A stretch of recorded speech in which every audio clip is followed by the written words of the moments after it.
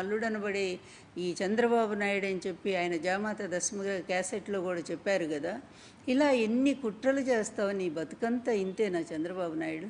77 ఏళ్ళు 78 ఏళ్ళు వచ్చినాయి ఈ పాడు బతుకు. ఎందుకయ్యా నీకు ఇంకా కూడా ఏం ఆశ, పాడు ఆశ? ఎన్నాళ్ళు ఏమన్నా 100 ఏళ్ళు అయితే బతకం కదా. 100 ఏళ్ళు బ్రతికినా కూడా ఒక అధము బ్రతికే కదా అది. కళ్ళు కనపడక కాళ్ళు పోయి ఏదో అన్నట్టు మతిపోయి, ఇప్పటికే పోయింది అనుకో మతి. అట్లాంటి బతుకు కూడా ఒక బతికే అవుతుందా? కనీసం వెళ్లే ముందు 4 మంచి పనులు చేశాడు మాకు అని చెప్పి జనం చెప్పుకునే పని ఒక్కటన్నా చేసావా? ఇప్పటికే అవే కుట్ర రాజకీయాలు. నీ వారసుడు లోకేష్. ఈ లోకేష్ ఒక పెద్ద నాయకుడా, ఒక మేధావా? ఒక్క సబ్జెక్టు మీద 5 నిమిషాలు మాట్లాడలేనటువంటి ఒక పనికిమాలిన వాడిని తీసుకొచ్చి ఆయన ముఖ్యమంత్రిగా చేయడానికి ఇష్టం వచ్చినట్టుగా నువ్వు ఈ కుట్రలకన్నీ తెరదీస్తావా? ఎవరిది గొడ్డల పార్టీ చంద్రబాబు? నీది కదా. నువ్వు చేసినటువంటి ఈ నీచ రాజకీయాలన్నిటి మీద ఒక్క విచారణ వేయిద్దామా? ఒక్క సిబిఐ ఎంక్వైరీ చేయిద్దామా? ఎన్టీఆర్ గారిని మరణానికి కారకుడైనటువంటి ఆ సంఘటన దగ్గర నుంచి ఇప్పటి వరకు కూడా, ఈరోజు కూడా రాష్ట్రంలో నీ ప్రభుత్వంలో ఇష్టం వచ్చినట్టు వైఎస్ఆర్ కాంగ్రెస్ పార్టీ నాయకుల్ని ఇష్టం వచ్చినట్టు చంపిస్తూ ఉన్నారే. మీ వాళ్ళంతా కూడా ఒక్కడన్నా నువ్వు అరెస్ట్ చేసావా? రాషీద్ మొదలుకొని ఎంతమందిని చంపుతావు? ఎంతమంది ఆడపిల్లల మీద అత్యాచారాలు చేస్తున్నారు? నువ్వెట్లాంటి వాడివో నీ పార్టీని కూడా అట్లాగే తయారు చేసావు. ఇది ఎన్టీఆర్ పార్టీ కానే కాదు. నేను చెప్తున్నా, ఇది చంద్రబాబు మార్క్ పార్టీ, తెలుగుదేశం.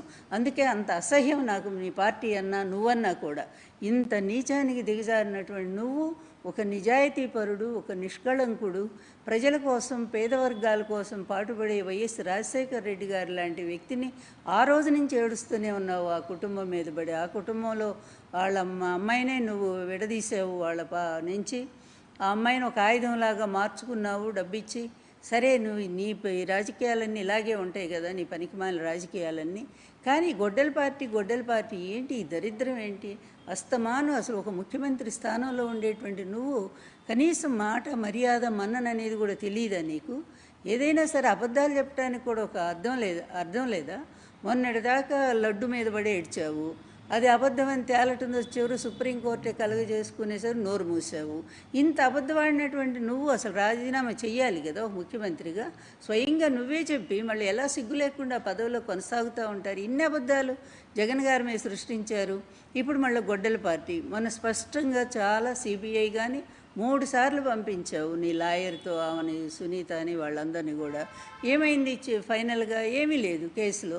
అసలు జగన్ గారికి భారతిరెడ్డి గారి సంబంధమే లేదని చెప్పి కోర్టే చెప్పింది కదా, సిబిఐ కోర్టు. అయినా కూడా గొడ్డల పార్టీని ఎలా మాట్లాడతావు? అసలు సిగ్గుందా నీకు చంద్రబాబు నాయుడు? ఏమాత్రమైనా సిగ్గుందా ఇలా అబద్ధాలు ఆడటానికి? స్వయంగా కోర్టులు, సిబిఐ అన్నీ చెప్పినా కూడా ఆయన లేదని మళ్ళీ అదే పాట పాడుకుంటూ నువ్వు. ఎందుకంటే నీకు మొదటి నుంచి కూడా ఈ గోబెల్స్ ప్రచారం అనేది అదో ఇష్టం కదా. నీవు పనికి మాలినటువంటి ఒక పచ్చ మందను పెట్టుకున్నావు నువ్వు, మీడియా మందని. అది ఒక పనికి మాలిన మంద. ఎందుకంటే జర్నలిజానికి ఒక పెద్ద మచ్చ నీ మీడియా కూడా. వస్తుంది మీకు, వాళ్ళకు కూడా అందరికీ రాబోతుంది. ఏంటంటే ముందుంది ముసళ్ళ పండుగ అనేది. ఇట్లాంటి ఏదో జర్నలిజము, ఇలాంటి తప్పుడు మనుషులు ఈ సమాజంలో ఉంటే సమాజం ఇప్పటికీ ఎలా భ్రష్టు పెట్టిపోయిందో అందరికీ తెలిసినటువంటి అంశమే. అందువలన త్వరలోనే మీకు ఆ వినాశకాలం అనేది దాపురించబోతుంది. ఇంకా నీ ఎత్తుగడలు, లేకపోతే నీ కుట్రలు, నీ కుయుక్తులు ఇవన్నీ కూడా బెడ్స్ కొట్టేటువంటి రోజు తొందరలోనే ఉందని చెప్పి నేను చాలా స్పష్టంగా చెప్తా ఉన్నాను. చంద్రబాబు నాయుడు, నువ్వు ఇప్పటికైనా సరే అబద్ధాలు మానేసేయి, వాస్తవం ఏదో అది చెప్పు. మొన్న కూడా విన్నాను నేను గొడ్డల పార్టీ. ఏంది గొడ్డల పార్టీయా? వైఎస్ఆర్ పార్టీ ఎక్కడ? ఎవరికైనా తెలుగుదేశం వాళ్ళకి మా హయాంలో, అంటే మా జగన్మోహన్ రెడ్డి గారు ముఖ్యమంత్రిగా ఉన్నప్పుడు ఏ ఒక్కళ్ళకైనా అన్యాయం జరిగిందా చెప్పు చంద్రబాబు నాయుడు? ఏ ఒక్క తెలుగుదేశం వాడైనా సరే మా పార్టీ వల్ల, మా ప్రభుత్వం వల్ల బాధపడ్డాడేమో, ఇబ్బంది పడ్డాడేమో ఒక్కటి చెప్పు. ఎంతసేపు డాక్టర్ విషయం తీసుకొస్తావు? ఆ డాక్టర్ని రెచ్చగొట్టింది నువ్వు. ఆ డాక్టర్ని ప్రభుత్వం మీద తిరుగుబాటు చేయించింది నువ్వు. ఒక తాగుబోతూ, ఒక మెంటల్ గాడిని అడ్డం పెట్టుకొని ఇష్టం వచ్చినట్టు రాజకీయం చేసింది నువ్వు. వాడు రోగం ఎక్కువై చచ్చిపోతే దాన్ని మళ్ళీ మా ప్రభుత్వం మీద నెట్టింది నువ్వు. అన్నిటికీ దరిద్రమంతా నువ్వే చేస్తావు. వాళ్ళు చావులకే నువ్వే కారకుడు అవుతావు. మళ్ళీ ఏమీ తెలియనట్టు ఎదుటి వాళ్ళ మీద ఆరోపణ చేస్తావు. నీలాంటి మనిషి అసలు ఉండొచ్చా ఈ సమాజంలో చెప్పు?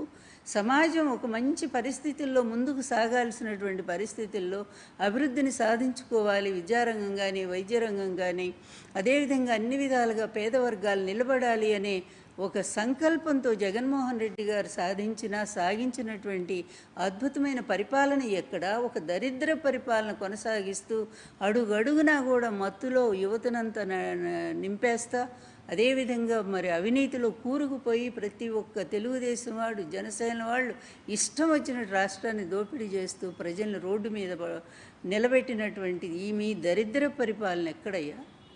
అందువలన ఎప్పటికి కూడా మీరును జగన్మోహన్ రెడ్డి గారు ఒక్కటి కాలేరు. జగన్మోహన్ రెడ్డి గారిది కాదు, గొడ్డలి పార్టీ నీది. ఇప్పుడున్న నీ తెలుగుదేశం పార్టీ గొడ్డలి పార్టీ. ఆ పవిత్రుడైనటువంటి ఎన్టీఆర్ గారి పేరును ఉచ్చరించి ఆయన ఎందుకు ఆ పేరును అపవిత్రం చేస్తారు? అదే బాధపడుతుంటాను. మీ నోట ఆయన పేరు వచ్చినప్పుడల్లా నాకు బాధ కలుగుతూనే ఉంటుంది. అందువలన హంతకుల పార్టీ మీది, హత్యా రాజకీయాల పార్టీ మీది, అవినీతికి నిలయం మీ పార్టీ. నీలాంటి వాడు ఇలాంటి వాటన్నిటికీ మరి ఒక అధిపతిగా ఉండి అరాచకాలు సృష్టిస్తున్నటువంటి మిమ్మల్ని ఇంకా మేము కూడా అలాగే పిలుస్తాం రేపటి నుంచి. హత్యా పార్టీ, హత్యా రాజకీయాలకు నిలవైనటువంటి పార్టీ గొడ్డలి పార్టీ మీది. అలాగే బాలకృష్ణ విషయం కూడా అందరికీ తెలిసిందే కదా. మన కుటుంబం అయినా సరే వాస్తవం మాట్లాడుకోవాలి కనుక మాట్లాడుతూ ఉన్నాము. బాలకృష్ణ ఇంట్లో మరి ఆయన మీద ఇద్దరి మీద కూడా ఒకేసారి సత్యనారాయణ గారు అదేవిధంగా బెల్లంకొండ ఇద్దరి మీద కూడా కాల్పులు జరపలేదా? వాళ్ళు కేసు పెడితే ఆ కేసు బయటికి రానియకుండా అడ్డుపడలేదా? నేను కూడా పడ్డాను. ఆ రోజు వైఎస్ రాజశేఖర రెడ్డి గారిని కలిసి బతిలు ఆడుకోవాల్సి వచ్చింది. మరి అంత దారుణాలు చేసింది మన కుటుంబమే కదా. మరి గన్స్ కల్చర్ ఎవరికి ఉంది? మన దగ్గరే ఉంది కదా. మరి ఇంకెట్లా మాట్లాడతారు మీరు? జగన్మోహన్ రెడ్డి ఎక్కడైనా ఎవరైనా ఏ ఒక్కళ్ళైనా ఆయన నొప్పించినట్టుగా ఎక్కడైనా చూపించు, ఒక్కడు సాక్ష్యాధారాలతో చూపించు. నీ పనికి మాలిన వాళ్ళని తీసుకొచ్చి, వివేకానంద రెడ్డిని చంపినటువంటి వాడిని తీసుకొచ్చి మీ ఛానల్లో కూర్చోబెట్టి మాట్లాడిస్తున్నారంటే మీకు ఇంతకంటే సిగ్గెక్కడుందయ్యా? ఎంత దిగజారిపోయారు మీరు. అసలు విలువలు అనేది ఏ కోసాన లేనటువంటి మీరు మాట్లాడేటువంటి నైతిక హక్కు మీకుందా?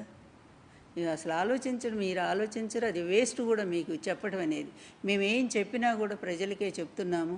అందువలన ప్రజలారా న్యాయం ఆలోచించండి. సౌమ్యుడు ప్రజలకు మంచి చేయాలని చిన్న వయసులోనే తన సుఖాలన్నీ కూడా వదులుకొని అన్నిటినీ త్యాగం చేసి మీకోసం ఇన్ని కష్టాలు పడుతూ తండ్రిని పోగొట్టుకొని అదేవిధంగా జైలు పాలయ్యి తర్వాత బయటకు వచ్చి కూడా మిమ్మల్ని వదలకుండా మొన్న కూడా ఈవీఎంల సాయంతో గెలిచిన ఈ దరిద్ర ముఠ నిజంగా ఇంత తప్పుడు వాళ్ళు ఎక్కడా లేదు. ఇంత దరిద్రం రాజకీయ ప్రజాస్వామ్యాన్ని నిలువున కూనీ చేసి వచ్చినటువంటి వీళ్ళు మళ్ళా అక్కస్సుతో జగన్ గారిని కూడా చంపించడానికి అనేక సార్లు ప్రయత్నం చేశారు. ఇట్లాంటి నీచుల పరిపాలన ఇంకా కొనసాగితే ఆంధ్ర రాష్ట్రం ఎంత ఇప్పటికే వెనకబడిపోయింది, ఇంకా అప్పుల పాలైపోయింది. అందువల్ల అతి దారుణమైనటువంటి పరిస్థితులను మనం ఎదుర్కొంటూ ఉన్నాము. ఆంధ్ర ప్రజల దురదృష్టం. ఇటువంటి వాడిని మళ్ళీ రానియకుండా రాజకీయాల్లో చేయాల్సినటువంటి బాధ్యత ప్రతి ఒక్కళ్ళ మీద ఉందని చెప్పి నేను భావిస్తూ ఉన్నాను.